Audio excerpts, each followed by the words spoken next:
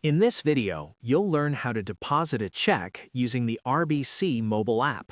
This feature lets you quickly deposit money into your account without needing to visit a bank.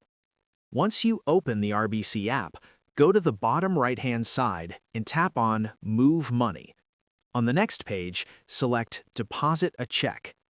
When you're on the deposit page, you'll see options to take photos of your check. Tap Front of Check to capture the front and Back of Check to capture the back. Then, enter the amount shown on the check and choose the account where you want to deposit the funds. Once everything is filled in correctly, the Continue button will turn blue. Tap it to complete your deposit.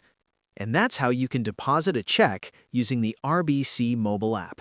It's a fast and convenient way to handle your banking anytime, anywhere. Just make sure your photos are clear and your details are correct before submitting.